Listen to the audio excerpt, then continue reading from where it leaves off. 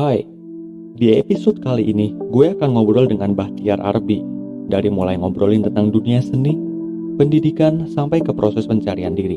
Podcast ini suara kita, dengarkan suaramu.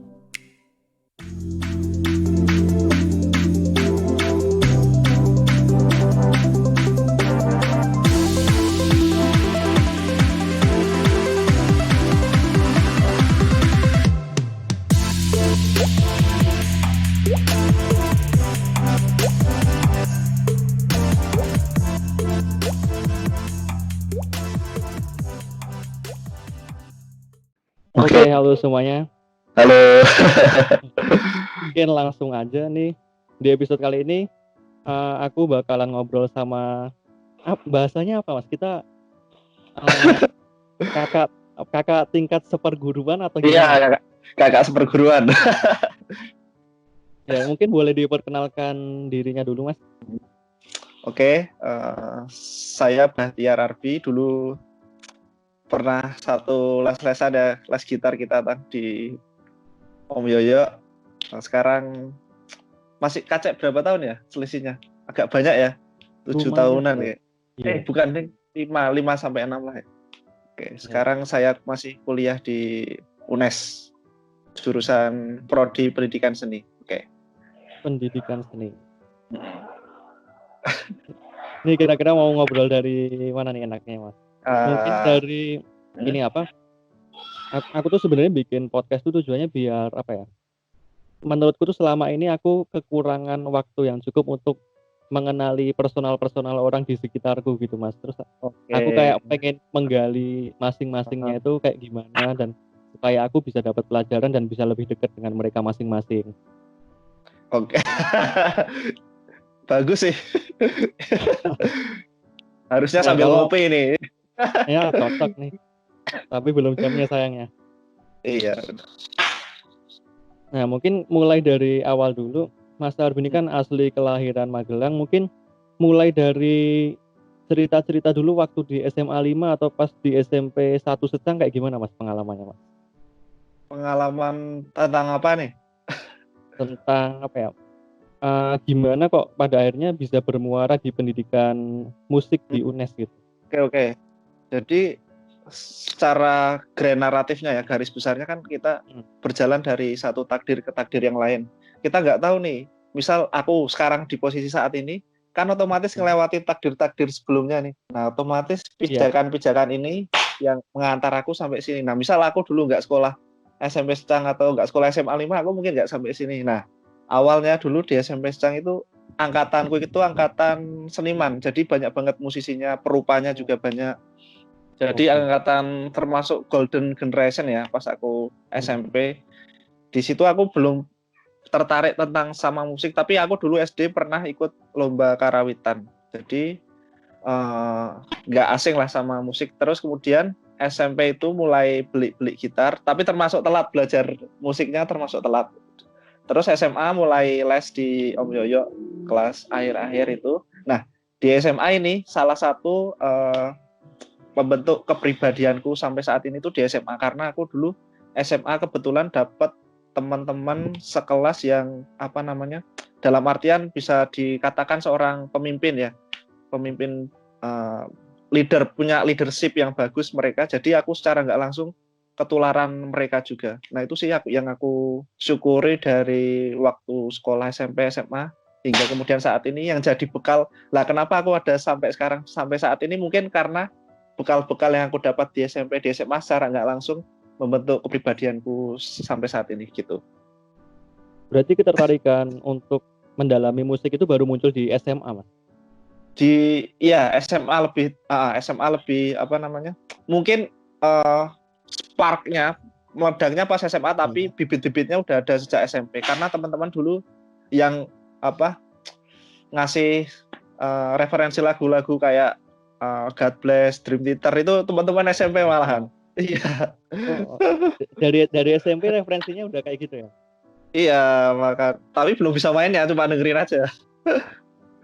Gitu sih. Cuma menariknya tuh kita kan tinggal di Magelang yang mana itu kota kecil. Cuma musiknya nggak apa ya? Musik terutama rock nggak terlalu tertinggal dibandingkan yang lain ya. Iya, betul betul betul. Mungkin karena apa, dulu tahun 80-an Magelang pernah jadi barometer rock Jawa Tengah ya. Jadi ini apa, dalam hal musik rock sampai sekarang masih mendarah daging. Cuma emang sekarang emang bukan lagi eranya rock di dunia pun, bahkan juga seperti itu. Sekarang zamannya modern ya, postmodern. Iya. Dan kalau dilihat beberapa tahun apa ya, 2010 ke belakang itu kan dibandingin kota-kota lain, di Magelang juga masih cenderung lebih banyak lah festival-festival rock dan Iya, betul seputarnya betul. gitu. Betul. Kalau Jadi kita ke gimana? kalau kita ke kota lain kan mungkin mereka banyaknya yang ngangkatnya jazz atau Iya, betul blues. betul. Iya, betul, bener banget. Di Semarang itu rock-rockan udah hampir jarang banget. Jarang banget, cuma satu dua beberapa komunitas lah, nggak sebanyak komunitas blues atau jazz gitu. Emang Magelang yang standarnya rock itu masih Magelang Temanggungan ya, sekitar itu. Soalnya kalau pengalamanku sendiri, aku awal-awal ke Magelang tuh awal-awal ke Jakarta tuh kaget, Mas. Loh, kok di sini akustikan semuanya kok Iya, solo bener. nyanyi kafe kayak. Loh, aku Betul betul. adaptasinya gimana tuh bingung di awalnya aku waktu ke Jakarta gitu. Nah, Sama sih, cuma pas gimana? gimana Mas? Gimana? Pas aku mulai masuk apa, S1 musik di Semarang juga bingung, karena di sini kan groovy semua ya, Iya. blues jazz Nah, groove semua. Itu emang bener-bener wah, gila nih, mainnya bagus banget, keren-keren gitu loh. Udah, menurutku udah standar rock itu udah melewati batas mereka gitu loh. Gitu sih. nah, kalau ngomongin dikit tentang musik tuh, kalau menurut sampean musik itu apa, Mas? Musik ya, secara apa dulu ini banyak juga referensinya. Jadi kalau apa namanya, kita bicara tentang musik secara banyak aspek ya, dari mulai pendidikan, falsafah atau sampai ketuhanan, itu musik ada punya apa namanya, punya posisi tersendiri di situ. Jadi menurut saya kalau musik itu, kalau kita tergantung penggunaannya ya. Kalau Rumi kan berkata apa namanya, jalanku menuju Tuhan adalah dengan menggunakan musik dan tari. Kalau Rumi seperti itu. Jadi kalau secara umum kalau untuk pendidikan seni, untuk pendidikan musik itu sebagai media untuk mencapai tujuan pendidikan. Jadi education through art. Nah, jadi di situ untuk mencapai tujuan pendidikan. Soalnya kalau kita ngelihat sejarah Indonesia dulu kan juga wali kan pakai musik juga sebagai bahan akulturasinya kan, Mas. Betul. Betul. Karena seni dalam seni sebagai bagian dari budaya juga sebagai bahasa paling universal yang bisa mencakup semua kalangan masyarakat ya, sehingga dengan seni, karena seni kan bahasa halus, mereka merasuk bukan secara verbal tapi secara kepekaan rasa seperti itu. Nah, tapi kalau secara personal tuh musik buat sampean kayak gimana, Mas? Musik ya, kalau aku udah beda-beda nih. Mungkin pas aku S1 pandang musik kayak gini, terus selanjutnya kayak gini, sampai sekarang kayak gini, beda-beda. Jadi ada suatu fase perjalanan gitu. Kalau di titik sekarang kayak gimana, Mas? Kalau sekarang aku karena lebih condong di pendidikan, jadi seni itu sebagai media melalui seni, education through art ya, pendidikan melalui seni sebagai media untuk mencapai tujuan pendidikan yang pada hakikatnya adalah memanusiakan manusia. Berat sekali. Ini berarti pantasan nih kalau kita cek di YouTube, kita search Mas Arbi itu sekarang belakangan ini lagi sering share tutorial main gitar, Mas. Iya, benar. Itu emang tujuannya pengen aktif di YouTube untuk share ilmu seputar musik atau gimana, Mas? Sebenarnya kan cara belajar paling efektif adalah kita menyampaikan ulang apa yang kita punya nih. Kalau kita pendem sendiri kan sering lupanya nih. Makanya kalau apapun itu, ketika kita dapat ilmu baru harus dikeluarin terus. Biar itu kan proses belajar yang lebih cepat nih. sekaligus Iya. membagi ilmu juga gitu. Itu mungkin ada itu kan apa teori piramida kita belajar Betul. kalau misalnya kita nulis berapa persen, kita ngomong berapa persen, cuma kalau Oh kita iya, ngajarin itu bisa betul. 90 sampai 100%. Iya, aku pernah baca itu siapa? Tulisannya siapa itu? Amerika itu kan ya? Siapa aku lupa. Nah, cuma kalau kita scroll down sedikit itu dari video-videonya di YouTube, kok aku nemu video tentang apa itu? Pendidikan Iya, sepanjang hayat itu kok dari musik nyampe ke pendidikan itu gimana Mas? Soalnya kan kalau di video itu kan Mas sampean jelasinnya itu pendidikan secara umum, secara universal dan secara dasarnya. Oke, jadi kita tarik dari garis awalnya dulu ya. Karena seni musik atau seni itu kan ada dua garis besar ya, teks dan konteks. Jadi seni untuk seni atau seni untuk hal yang lain, dalam hal ini termasuk ke pendidikan. Jadi kalau seni untuk seni adalah kita belajar keterampilannya. Nah, sedangkan konteksnya kita belajar hal-hal di luar seni yang berkaitan dengan seni, misal psikologi, sosial, budaya, terus banyak lagi lah pokoknya. Nah di situ, karena major kuliahku adalah pendidikan seni. Nah aku di sini di kuliah ini kan banyak membahas hal-hal seperti ini, konteks seni dalam pendidikan, konteks seni dalam kehidupan yang lain. Jadi tidak hanya bicara seni tentang seni itu sendiri, kita nggak hanya bicara tentang teknik bermain, skill, itu enggak, kita udah nggak belajar itu, tapi kita jauh lebih dari itu belajarnya mengenai konteks seni itu sendiri, apa sih konteksnya, kan mencakup banyak hal nih, dari pendidikan, sosial, budaya, ekonomi dan sebagainya gitu. Berarti lebih ke aplikasi gimana menggunakan atau memanfaatkan si kesenian ini sendiri untuk kepentingan tertentu gitu ya? Iya, untuk lebih ke universal ya, bahasa yang universal, konteks pendidikan seni. Nah kalau manfaat ya, berdasarkan pengalaman sendiri itu manfaat belajar kesenian dalam dalam kehidupan sehari-hari untuk Mas Arbi sendiri kayak gimana Mas? Oke, menarik ya ini. Jadi seni itu kan berkaitan dengan rasa ya. Kalau kita mau mengotak-ngotakkan seperti IQ, EQ, dan SQ, itu seni ada di wilayah emotional intelligence ya, ada di wilayah kecerdasan emosi. Jadi hal ini berkaitan karena kita tahu pendidikan di Indonesia ini kan mayoritas didominasi oleh IQ aja ya. Jadi benar kan? Jadi hal-hal yang berkaitan dengan kecerdasan emosi ini seperti dianaktirikan gitu. Jadi menurut pengalaman saya,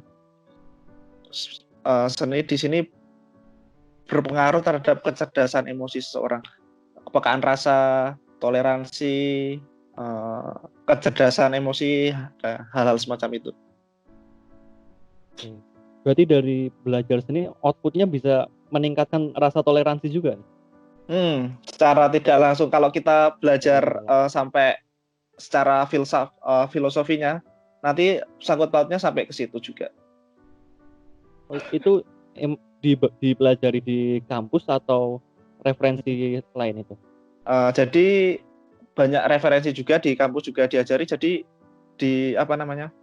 kita nggak di kampus itu ketika S1 ya, S1 kebanyakan baik di kampus Indo maupun luar itu kan, kalau belajar seni kita belajar teksnya. Teks itu dalam artian seni itu sendiri ya, keterampilan, performance dan sebagainya. Nah, sedangkan konteks ini aku pelajari setelah postgraduate ya, pasca sarjana, belajar mengenai konteks seni itu apa sih konteksnya, konteks pendidikan, bisa sosial, budaya, filsafat dan sebagainya gitu. Ini kalau dengerin sampean ngomong entah secara langsung atau di YouTube itu kan mungkin bisa kemana-mana. Nah, orang yang bisa ngomong kemana-mana itu menurutku pasti nggak lepas dari kebiasaan membaca buku nih Mas. Oke. Kita kan dulu juga pernah papasan di toko buku jendela Mas. Iya benar, di jendela. Nah kalau dari Mas Arbi itu buku yang bikin jatuh cinta pertama kali itu apa Mas, sampai pada akhirnya suka banget sama baca buku, Mas?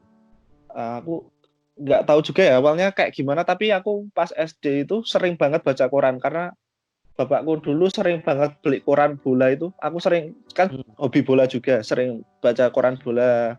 Terus ya yang awalnya berkaitan dengan yang aku suka dulu ya bola. Terus SMP SMA itu ada majalah musik chord itu, tahu ya? Chord. Ya, tahu ya. Yang bolong itu O-nya bolong itu. Nah, Heeh. itu juga sering beli. Nah, kemudian untuk awal masuk ke buku-buku fiksi non fiksi ini, kalau SD mungkin Lupus awalnya Oh, Lupus. Lupus. Iya. Terus pas mulai agak berat ini SMA kayaknya. Karena omku kan dulu kuliah di hukum, S1 hukum kayaknya. Terus beliau kan punya banyak buku nih. Nah, aku kan juga penasaran iseng-iseng ambil. Pertama kali yang menurutku ngena itu bukunya Ipo Santosa. Tahu ya? Ipo. Aku nggak tahu tuh. Apa, Yang Mas? 7 keajaiban rezeki itu. Langsung ke spiritual. Lebih ke itu sebenarnya bisnismen sih, dia bisnismen Oh, dengan bisnis. pendekatan spiritual. Nah, itu pertama, terus semakin ke sana semakin aneh-aneh ya sampai sekarang ini. sampai sampai sekarang paling seneng mungkin apa ya? Yuval Noah Harari itu keren. Oh, Ke Homo Deus. Berarti dari awalnya penasaran sama buku-buku self improvement gitu, sekiranya makin Iya, lama benar, kayak self improvement. penasaran sama referensi di bidang-bidang lainnya gitu. Iya, benar-benar. Tapi ada kelemahannya juga loh baca buku sendiri tanpa pendamping guru. Karena kita kadang hanya membenarkan pendapat kita setelah membaca buku itu Ya, yang kadar kebenarannya sekian persen dan ya. menyalahkan orang lain. Menurutku itu sih Nah, kelemahanku dulu. Iya kan? ya. Itu apa ya? Untuk buat kita nggak mudah untuk menyalahkan orang lain tuh menurutku skill sih, Mas. Perlu jam terbang dan perlu kita Jam latih. terbang, benar. Hal ini kan nggak bisa instan gitu loh. Di Iya. awal-awal kita mesti apa namanya? Ya kayak di film-film itu punya jurus sedikit aja dipamer-pameri Pasti. gitu kan. Tapi Iya. semakin banyak jurus semakin merendah, nggak mau Iya. pamer. Iya. Ya mungkin kalau di dunia musik di industri musik kayak band-band gitu kan fans-fansnya banyak yang ada di fase poser. Iya, benar. Nah, kayak nggak, itu cuma apa ya? Sebenarnya jadi poser, jadi suka pamer, jadi alay, itu kan sebenarnya Oh suatu iya, benar. proses yang wajar Iya, aja. Cuma kayak iya, kita mau sampai kapan ada di titik itu terus gitu. benar. Proses pendewasaan sih itu, benar. Iya, pendewasaan diri. Nah, kalau belakangan ini buku yang lagi dibaca apa aja, Mas? Belakangan ini mungkin lebih ke lokal ya. Aku sekarang ini lebih ke lokal dulu sih, kayak bukunya Cak Nun, Gus Nadir, apalagi ya, Mbak Kalis itu, Yang baru sama kemarin ya? mungkin sama Mark Manson ini, mungkin yang luar itu Mark Manson mungkin. Oh, Mark Manson tapi yang covernya biru ya? Ya, yang segala-galanya ambiar. Nah, iya. Everything is fuck. Iya. Sensor. Nah, soalnya aku juga ngerasa lebih suka bukunya yang kedua dibandingin yang Seni Bersikap Bodo Amat sih, Mas. Bener. Tapi emang bener loh, walaupun kita Mark Manson itu sudut pandangnya liberal kapital ya, tapi cara nggak langsung itu juga ada dalam Islam kan, kayak gitu itu. Tapi dengan pendekatan yang berbeda tentunya, iya kan? Benar. Sebenarnya kan yang kita cari itu lebih ke value apa aja sih yang relevan. Iya, gitu. benar, betul. Value-nya di situ. Pinter sih Mark Manson, menurutku dia mendobrak pasar sih. Gila, cara berpikirnya. Soalnya uniknya tuh dia tuh kalau nggak salah dulu mulainya dari blog, Mas. Iya benar, itu kan kumpulan blog ya. Itu kumpulan tulisan di blog ya. Nah, mungkin kalau di Indonesia kan yang dulu mulai dari blog kan jadinya Raditya Dika. Cuma mungkin dia mainnya di ya di novel-novel remaja. Cuma untuk genre yang dalam tanda kutip seserius ini kayaknya yang bisa berhasil tuh Mark Manson sih. Iya benar. Mungkin menurutku Mark Manson itu versi liberalnya Cak Nun mungkin ya. Mungkin loh. Menurutku. Bisa jadi sih. Ya kan kalau Cak Nun lebih ke tasawuf kan. Kalau ini mungkin lebih ke tasawuf versi liberal. Ya kan? Dari kacamata barat. Jadi sebenarnya kalau kita gali ilmu dan pendidikan itu pada akhirnya apapun mereknya tuh apa ya, value di dalamnya tuh mengkerucut gitu ya Mas. Benar. Nah, gimana ya? Benar-benar sih. Ya. Soalnya kalau aku sebenarnya terinspirasi dari Mbah Tejo. Aku jadi ikut suka sama filosofi segitiga. Oke. Mantap. Iya. Segitiga itu kan di sisi bawahnya itu kan luas gitu. Cuma semakin dia ke atas, semakin tinggi itu semakin mengkerucut, semakin sedikit. Nah itu kayak ternyata bisa dimasukin ke beberapa hal yang ada di sekitar kita. Gitu. Iya, entah bidang pendidikan, entah bidang apapun gitu. Benar sih, benar. Tapi pada intinya pendidikan ini kan tujuannya adalah membuat kita menjadi lebih moderat kan, untuk tidak mengklaim kebenaran sendiri, karena ada banyak kebenaran, nggak hanya kebenaran absolut kan. Nah itu puncak keilmuan. Puncak keilmuan bukan untuk menjadi berat. Berarti puncak keilmuan untuk apa Mas? Wah, aku sendiri juga nggak tahu sebenarnya, masih dalam tahap pencarian juga. Tapi menurutku adalah menjadi moderat itu penting. Jadi tidak mengklaim kebenaran tunggal, karena ada banyak jalan kebenaran dan tiap jalan itu punya persentase kebenarannya sendiri-sendiri gitu.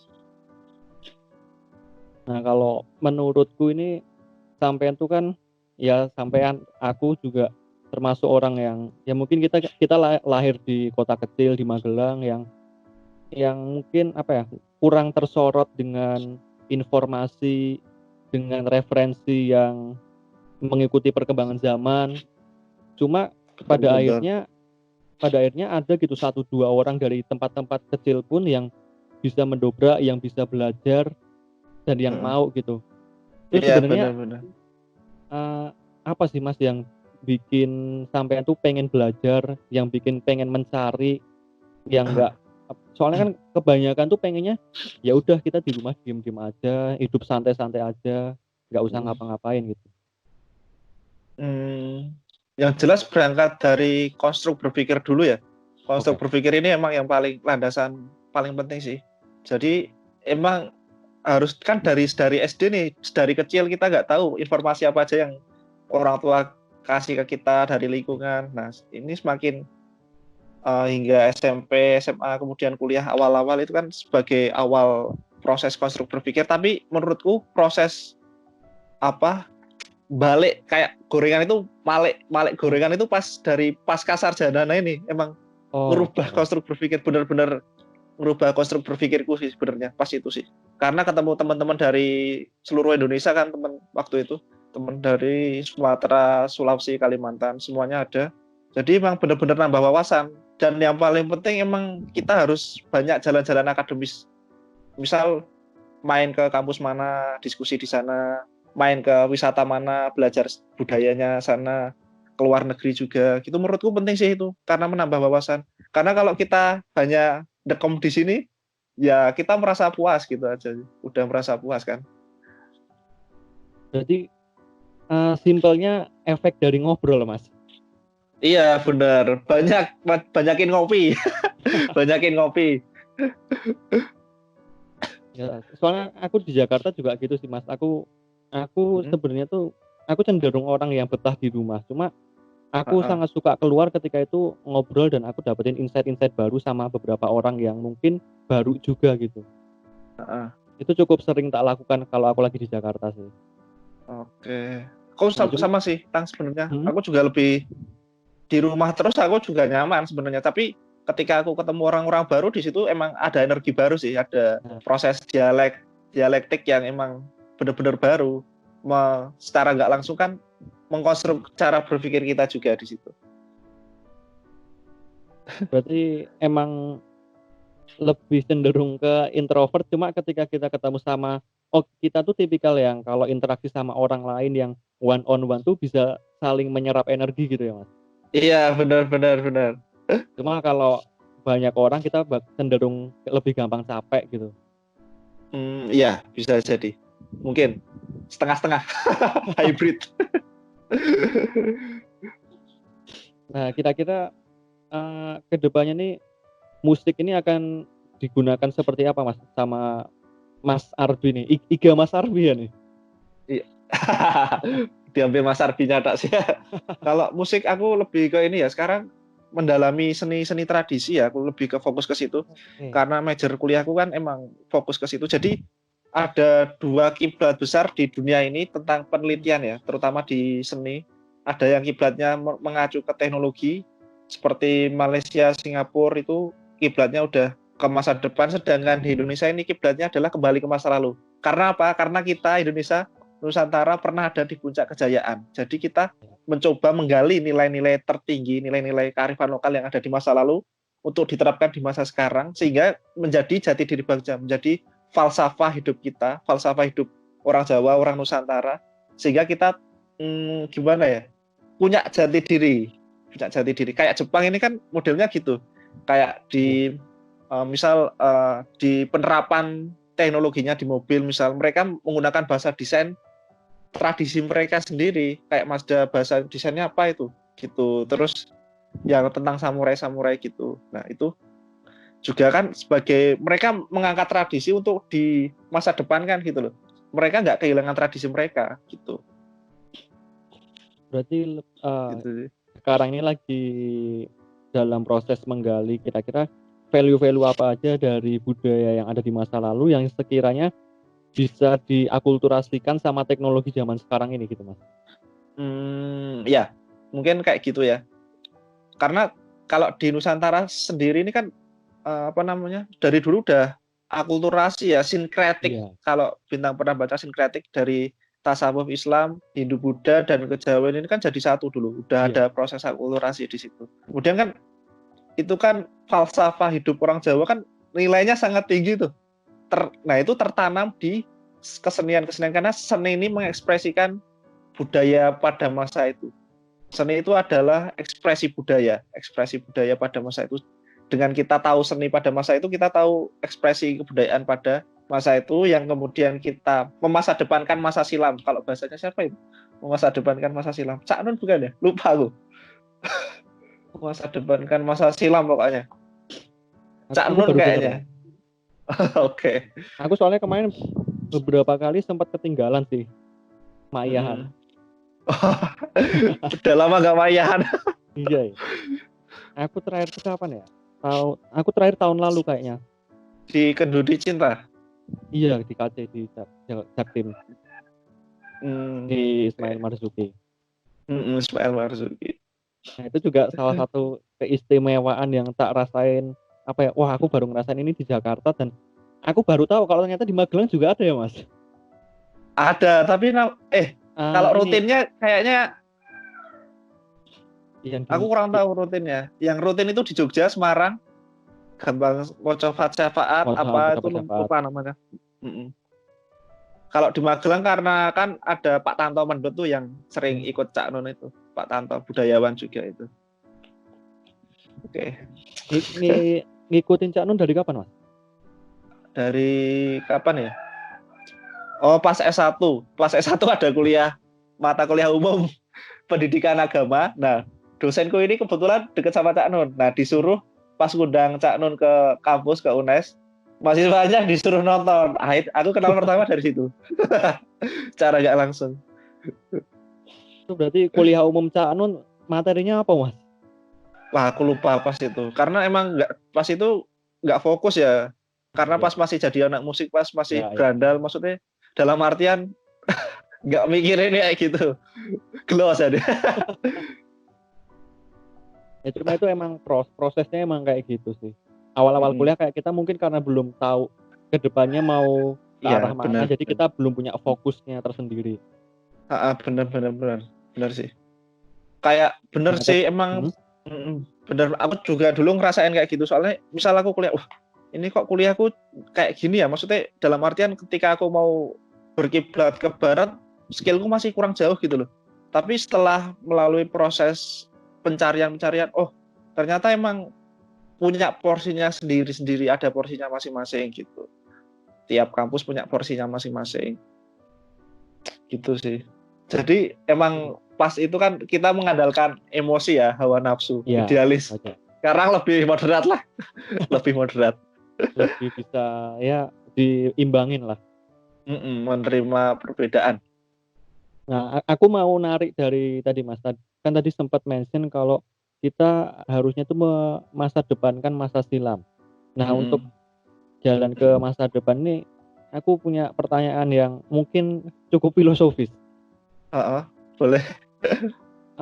Sejauh yang Mas Arbi tahu, tujuan hidup Mas Arbi itu apa, Mas? Wah ini agak dalam ya, tujuan hidup. Antara material dan non material soalnya ini. Tujuan hidup. Gak susah juga sih penjabarannya. Kadang aku sekarang jawab ini, besok bisa tak kritik lagi loh pembahasanku sekarang. Kadang gitu sih. Kadang dulu waktu S1 pandang tujuan hidupku gini, besok udah beda lagi. Mengkritik diriku sendiri di masa lalu. Kadang geli sendiri sih. Tapi oke, untuk saat ini tujuan hidupku apa ya? Agak lucu juga sih itu. Yang jelas mengembangkan talenta yang sudah dianugerahkan Tuhan kepada kita, dimaksimalkan semaksimal mungkin, dan untuk kepentingan bersama ya, menjadi lebih moderat aja sih menurutku, lebih moderat dalam segala hal. Jadi kita bisa menerima segala perbedaan. Karena di usia-usia aku kayak gini yang udah usia harus sudah nikah ini kan, harus mikir dalam artian kebijaksanaan ya. Jadi harus lebih bijaksana, lebih wise dan lebih moderat gitu aja. Intinya dari kita mau di bidang apapun, di permasalahan apapun, kita harus tetap moderat. Kita nggak boleh memberatkan sebelah, entah kiri, kanan, atas, bawah. Benar banget. Karena kalau di seni kan ada dua kubu nih, Tang.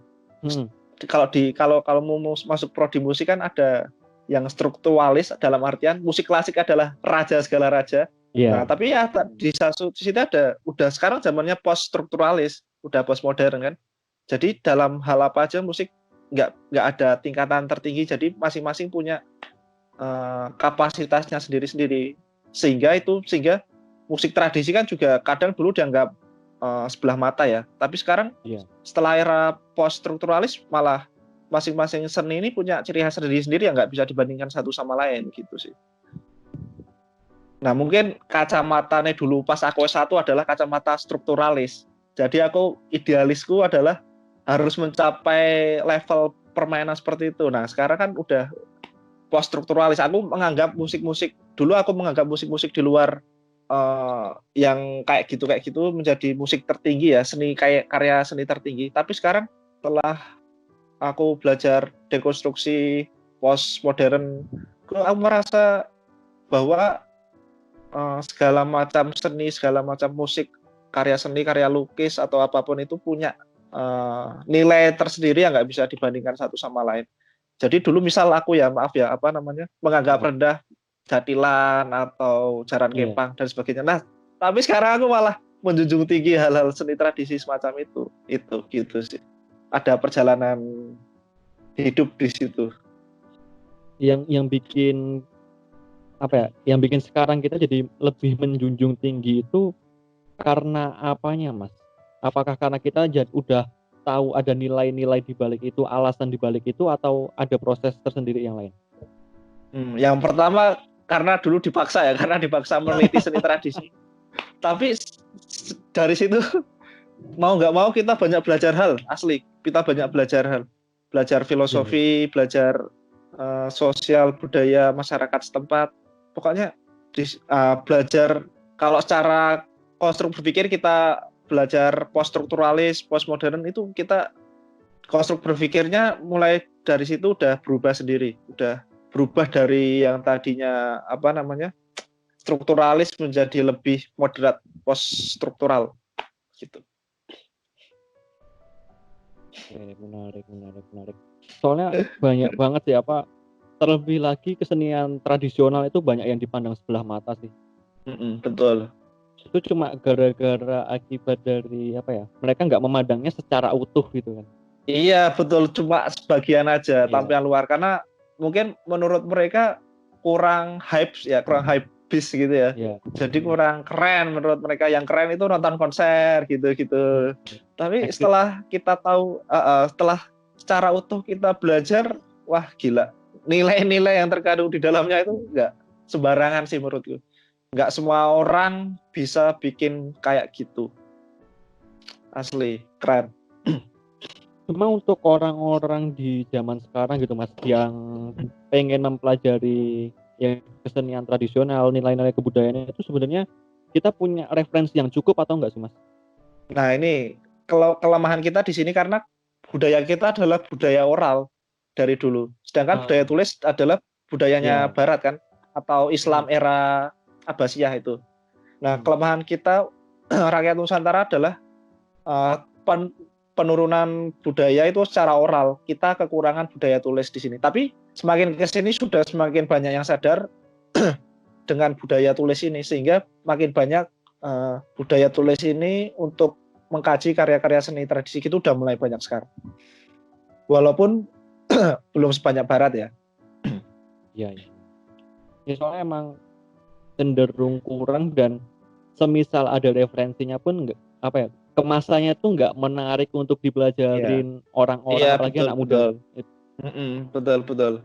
Tapi entah kenapa semenjak aku belajar seni tradisi, aku semakin banyak kenal anak-anak muda yang keren menurutku, keren dia walaupun anak tradisi tapi keren menurutku. Entah aku kacamataku udah berubah atau gimana, tapi menurutku itu keren sih. Banyak aku kenal dari teman-teman Wonosobo, terus mana lagi ya, Jogja, Semarang. Aku bahkan juga kenal sama peneliti dari Australia itu, pas itu ketemu di Wonosobo, dia bahas seni tradisi di Wonosobo. Keren sih, gokil. Sampai dari luar, sampai orang-orang dari luar tuh sebenarnya pengen tahu value-value yang kita punya apa aja untuk mereka adaptasi ya sebenarnya. Benar-benar kayak gitu. Jadi bisa jadi mereka mau mencuri, bisa jadi mereka emang kagum dengan budaya kita. Iya. Tapi emang kalau dulu emang kemasan festival kita emang kurang menarik, tapi semakin kesini kayak festival Lima Gunung, festival Sindoro Sumbing itu wah keren banget. Atau yang di Bromo itu apa ya, festival apa itu keren sih menurutku, keren. Perpaduan nilai-nilai lokal dengan seni-seni tradisi lokal, tapi dengan misal kayak sound system modern dengan virtual yang sinematik gitu. Menurutku keren itu. Ya di era sekarang tuh emang menurutku kita perlu ibaratnya kalau wawasan atau referensi tentang budaya kesenian itu sekarang ini yang pegang tuh ya orang-orang tua kita gitu. Sementara proses distribusinya itu untuk zaman sekarang perlu dilakukan sama anak-anak muda. Jadi perlu interaksi di situ. Nah, cuma kadang kalau menurutku pribadi tuh yang anak muda tuh kayak nganggap yang orang tua udah terlalu kuno, yang orang tua nganggap anak mudanya sebaliknya nih cah nom ngopo to gitu. Oke. Aku dulu nganggapnya juga gitu, tapi aku berubah setelah aku bertemu banyak orang ya. Terutama anak-anak isi etno ya, isi yang etnomusikolog. Ketika aku bertemu mereka, wah gila, mereka anak muda yang keren pokoknya. Mereka nguri-nguri tradisi gitu. Nguri-nguri tradisi, mempopulerkan lagi, sampai membawa seni ini ke luar negeri. Mereka sampai seminar di Australia juga. Gila, menurutku keren banget sih. Keren. Itu. Terus yang Pak Tanto dari Magelang itu, dari Studio Mundut itu kan juga jalan-jalannya udah keliling dunia, itu udah ke Eropa, Amerika, Australia. Jadi menurutku orang-orang seni tradisi ini nggak bisa diremehkan dalam hal keilmuan ya. Mereka sebenarnya punya cakrawala yang begitu luas, cuma kadang kita belum mengenal mereka karena feeds kita masih berkisar modernisasi gitu. Ya, atau mungkin justru mereka tuh kurang terkena exposure-nya sih, Mas. Benar, bisa jadi. Atau kita yang belum mau mencari ke sana. Iya. Lebih tepatnya Soalnya, itu sih. Soalnya kalau kita udah beneran pengen cari tahu gitu, pada akhirnya kita juga bakalan ketemu gitu. Ya, betul, bakalan ketemu kalau kita mau mencari tahu. Aku dulu juga awal penelitian itu nggak kenal siapa-siapa. Aku cari-cari di Instagram pakai hashtag. Gila gak? Sampai akhirnya kenal banyak teman dari situ. Akhirnya banyak ngobrol, banyak kenalan. Keren pokoknya. Berarti emang prosesnya panjang, cuma wawasan sendiri mulai kebuka gara-gara kuliah ya, Mas? Mungkin iya sih gara-gara kuliah pasca. Jadi menurutku bagi teman-teman yang emang pengen mengembangkan cara berpikir, emang harus kuliah pasca sih menurutku, atau harus keluar. Tapi ya harus punya budaya yang kuat dulu ya, budaya lokal yang kuat dulu. Karena kalau kita nggak punya dasar yang kuat, takutnya kita malah terpengaruh yang lain gitu sih.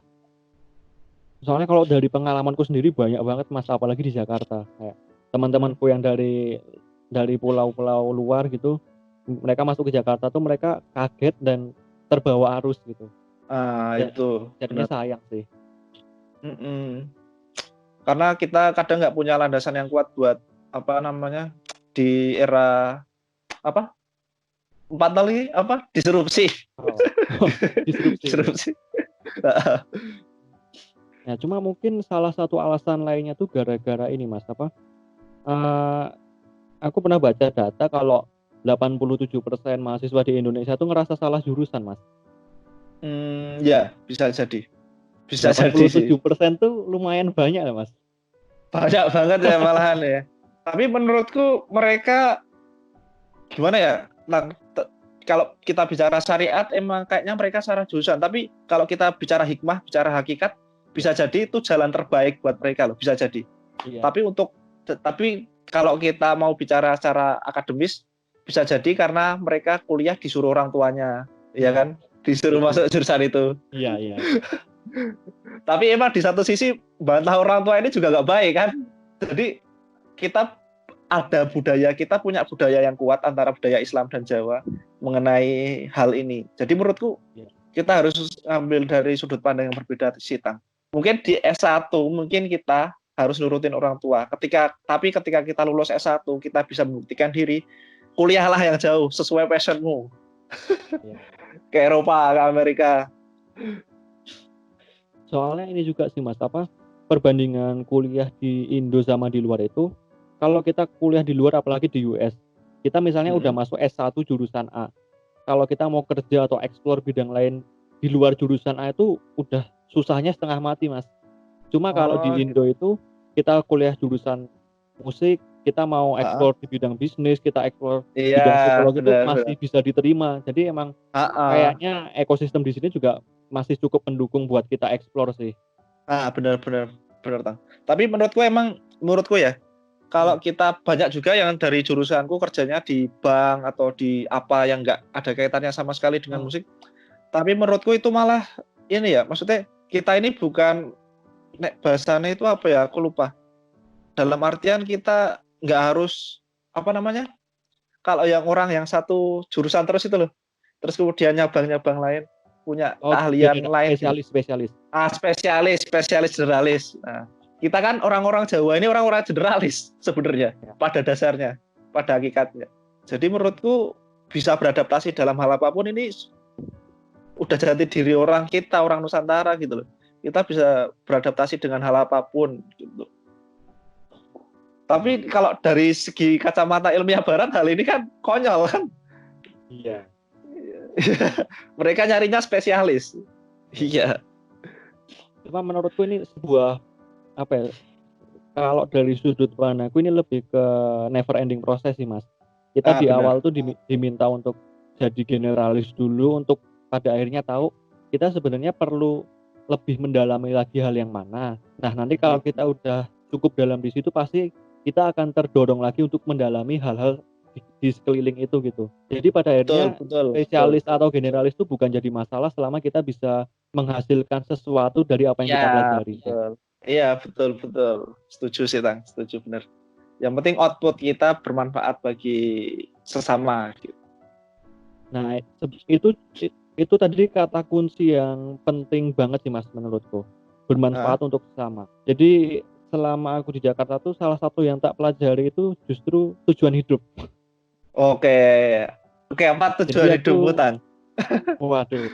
Ini kalau sejauh yang aku tahu ya, tujuan hidupku saat ini tuh untuk bisa hidup dengan karyaku, untuk bisa membantu orang lain menyelesaikan masalahnya di bidang kesehatan mental dan anak muda. Oke, mantap. Itu kan berarti passionmu di situ untuk memanfaatkan passionmu menjadi bermanfaat bagi orang lain. Oke, keren. Nah, soalnya keren.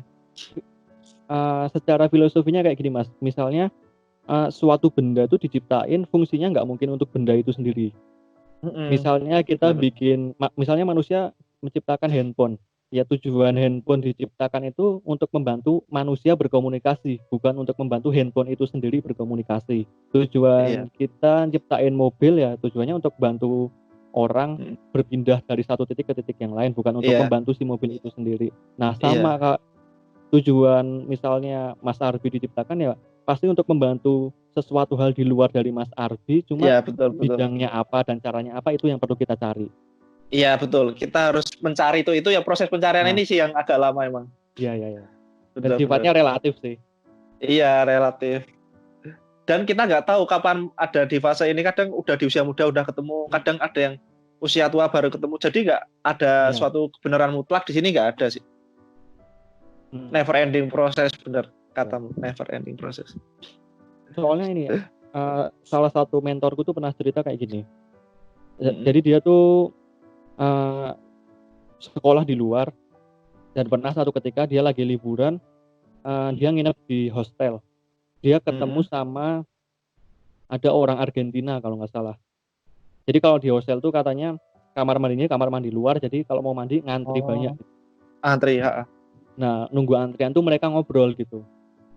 Si orang Argentina ini dia cerita, saya udah keliling dunia ke negara ini, ngisi konferensi, ngisi seminar di internasional di bidang ini. Terus sampai satu titik si mentorku ini iseng nanya, oh gitu ya, emangnya tujuan hidupmu tuh apa sih? Nah ditanya sama kalimat kayak gitu, si orang Argentina tuh diem mikir gitu. Oh iya, oke. Nah itu terus loh, ini orang yang dalam tanda kutip prestasinya udah luar biasa di skala internasional, udah berumur, kok ternyata ditanyain hal sepele tujuan hidup aja mikirnya sampai sedalam itu, sampai bikin ekspresinya langsung tiba-tiba berubah gitu loh Mas. Nah ini kayaknya menurutku ini hal yang perlu kita sadari sejak awal sih. Semakin cepat kita mencarinya semakin baik. Oke, tapi kadang sadar nggak Tang? Kadang tujuan hidup itu bukan hal yang rumit, tapi hal sederhana. Iya. Sebenarnya. Iya. Hal sederhana, tapi kita bikin rumit sendiri itu loh. Iya nggak sih? Iya. Bermanfaat untuk orang lain dalam hal apapun. Kadang kita mencari pembenaran terus untuk melakukan kebenaran itu loh. Kadang gitu. Kita terlalu banyak mencari tanpa melakukan gitu. Nah, itu sih kadang. Melakukan penting. Yang penting dalam hal apapun kita yang penting berani bertindak lah selama kita benar. Soalnya salah satu yang tak pelajari dari mindset orang bisnis nih Mas. Kalau misalnya kita punya planning tuh usahain ya paling enggak 40% itu udah maksimal Mas. Jangan bikin planning sampai 100%, soalnya prakteknya nggak bakal sampai sesempurna itu. Segitu. Plus kita akan cenderung menunda terus. Benar. Antara kebanyakan mikir. Planningnya belum matang. Nah itu. Kebanyakan mikir. Yang penting kerja dulu, yang penting jalan dulu. Nah, emang yang bikin kita bisa jauh lebih baik tuh ya dari kegagalan itu sendiri, soalnya kita tuh jauh lebih banyak belajar dari kegagalan Mas daripada keberhasilan. Benar, asli. Benar. Dari kebaperan juga. Ya. Dari kegalauan. Tapi bener loh, emang proses pendewasaan itu nggak kita dapat dari proses tiba-tiba loh. Ada apa namanya? Ada galaunya, ada patah hatinya, ada senengnya, semuanya lah. Semua emang semakin banyak, semakin kita berhasil mengatasi masalah kita, semakin cepat kita menuju proses kedewasaan kita. Benar sih. Mungkin efek karena doa dari manusianya juga, Mas. Kan banyak yang doa gini apa? Ya Tuhan, ya Allah atau apapun, tolong berikan aku kesabaran yang lebih. Nah, cara untuk meningkatkan skill manusia dalam hal sabar itu kan satu-satunya cara ya dikasih cobaan. Benar, harus ada ujiannya. Kayak kita naik kelas itu kan harus ujian dulu. Masa naik kelas nggak ujian? Tapi cuma kita kadang takut sama ketidakpastian. Yang jelas kita takut sendiri dengan ketidakpastian. Sehingga kita banyak pikiran di situ sih. Itu menurutku komedi terbesar dari manusia sih, Mas. Kita selalu ingin memastikan hal yang nggak mungkin pasti. Iya benar. Padahal satu-satunya kepastian adalah ketidakpastian itu sendiri kan. Oh ya, tadi yang nyambung tadi yang mengenai tujuan hidup. Aku kemarin sempat barusan aja lihat vlognya Maudy Ayunda itu kan pas masuk Stanford itu kan ditanyain motivation letter. Gila, emang susah banget loh nulis kayak gitu itu. Hampir sama kayak tujuan hidup kan, motivation letter itu. Gila, emang bener-bener maksudnya dari hal remeh kita harus punya sesuatu dari hal remeh yang kita bisa explore ke depannya gitu. Jadi emang kita menurutku harus banyak jalan-jalan akademik sih, harus entah kuliah di luar, entah kerja di luar atau sering ikut seminar di luar, itu menurutku wajib sih. Iya. Mungkin itu semisal untuk orang lain itu nggak wajib, cuma pada akhirnya hal itu bisa membantu kita untuk lebih dekat atau lebih mudah gitu sih. Bener, asli. Kayak kuliah aja ini yang ketemu teman-teman dari berbagai daerah aja udah wow, gini banget ya, nambah energinya gini banget ya. Iya. Gila sih. Asli. Keren. Nah, kira-kira untuk beberapa waktu ke depan nih, kira-kira kalau dari Mas sendiri estimasinya ini pandemik terus online ini bakal berjalan lama atau sebentar, Mas? Aduh, aku nggak tahu ya konspirasi ini. By feeling aja, by feeling ya. Mungkin kita harus siap dengan the new normal. Kita harus siap dengan apapun itu. Yang jelas kita orang Indonesia ini kan orang yang pandai beradaptasi dengan hal apapun. Jadi kita harus terimalah, sabar aja, banyakin sabarnya. Tapi menurutku bisa jadi ini udah setelah Lebaran ini udah mulai normal lagi dengan batasan-batasan tertentu ya. Tapi untuk normal seutuhnya mungkin butuh waktu setahun 2 tahun mungkin. Karena bumi butuh pemulihan juga kan. Iya.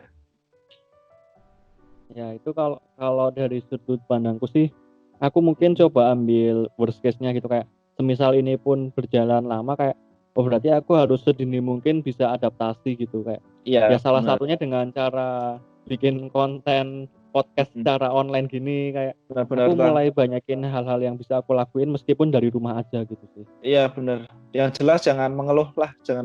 Nah, tetap tegar. Yang penting bisa ngelakuin apapun itu, yang penting bener, halal, baik, itu yang penting terjang aja. Ini udah ternyata nggak kerasa udah hampir 1 jam nih kira-kira. Buat nutup nih Mas, dari sampean ada nggak Mas pesan untuk mungkin anak remaja yang sekarang lagi dalam proses pencarian dirinya sendiri? Oke, apa ya?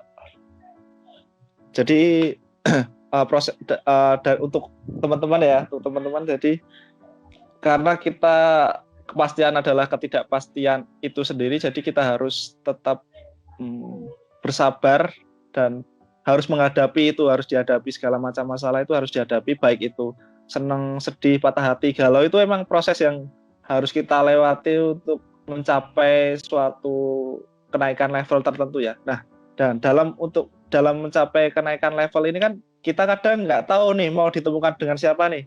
Tapi nggak usah disesali apapun itu, nggak usah disesali. Ambil hikmahnya, selalu ambil hikmahnya. jangan melihat dari kacamata syariat aja, tapi kita harus melihat dari kacamata hakikat juga.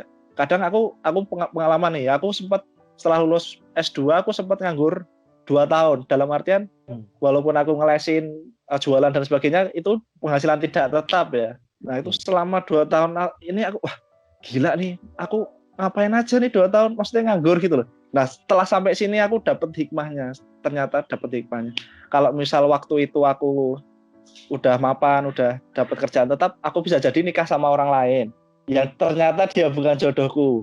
Bisa jadi aku nikah sama orang lain juga yang ternyata dia bukan jodohku. Nah, itu kan, atau bisa jadi juga aku saat ini mau dipertemukan dengan orang yang mungkin saat ini jodohku, mau dipertemukan di suatu tempat tertentu. Nah, sehingga aku harus nunggu sampai saat ini kan ada. Selalu kita harus mencari hikmah, tasawuf, hakikat di balik semua peristiwa. Menurutku itu sih. Yes. Keren. Tepuk tangan sih, Mas. Oke. Thank you banget, Mas, buat sharing-sharingnya di episode kali ini. Mungkin buat teman-teman yang pengen lebih kenal lagi sama Mas Arbi bisa cek di Instagram. Apa Mas akunnya, Mas? @masarbi double S, Mas Sarbi. @masarbi double S. Oke. Thank you banget, Mas. Oke, Bintang, sama-sama.